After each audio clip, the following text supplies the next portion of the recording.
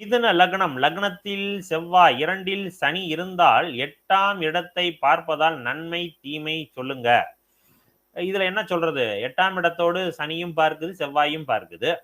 இப்ப இந்த இடத்துல 8ஆம் பாவகம் அடி வாங்குது. அப்ப என்ன அர்த்தம்? சனி தசையோ சனி புத்தியோ உள்ள வருதுன்னா வண்டி வாகனத்தில் கவனமாக போகணும்.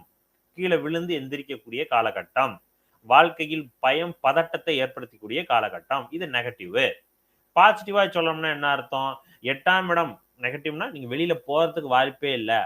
5ஆம் இடம் பலமா இருக்குதா, பூர்வீகத்திலே இருப்பீங்க, வெளிநாடு போக தேவையில்ல, போக விடாது.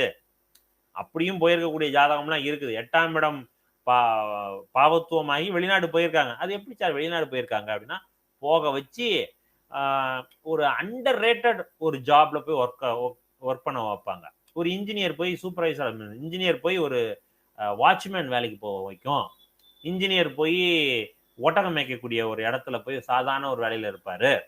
இந்த மாதிரிலாம் நடந்திருக்கான்னு கேட்காதீங்க. கான்ட்ராஸ்டான சம்பவங்கள் நிறைய நடந்திருக்கு.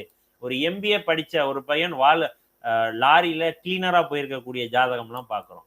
அப்ப அதெல்லாம் நடந்திருக்குது. நமக்கு தெரியலங்கிறதுக்காக ஏற்றுக்கூடாது. அப்ப அதெல்லாம் அமைப்புகள் கொடுக்கும். இதெல்லாம் பாசிட்டிவா சொல்லலாம். வெளிநாட்டுக்கு போக விடாது, தூர இடத்துக்கு நகர்த்த விடாது, இதை சொல்லலாம். ஆனா எப்பவுமே லக்னத்தோடு பாவகரங்கள், இப்பதான் சொன்னேன், லக்னத்தோடு பாவகரங்கள் இருக்கக்கூடாது.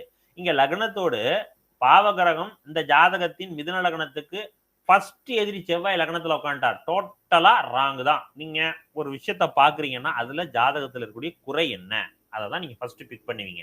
ஒரு நபர் உங்கள்கிட்ட பேச வராரு, அவர்கிட்ட இருக்கக்கூடிய நெகட்டிவ் என்ன, அதை வச்சு நீங்க அவரை மடக்க பார்ப்பீங்க, எல்லாத்தையும் டவுட் படுவீங்க. இதெல்லாம் லக்னத்துல இருக்கக்கூடிய செவ்வாய் செய்யக்கூடிய வேலை. 2ல சனி ஃபுல் ட்ரிங்கரா இருக்கிறதுக்கான வாய்ப்புகள் அதிகமாக இருக்குது. கண் குறைபாடு இருக்குது. பேச்சுல ஒரு தெளிவு இல்லாத தன்மை, பலபலன்னு பேசுறது அல்லது தெளிவு இல்லாத தன்மை, இதெல்லாம் கொடுக்கும். ஸோ நெகட்டிவ் தான் அதிகம்.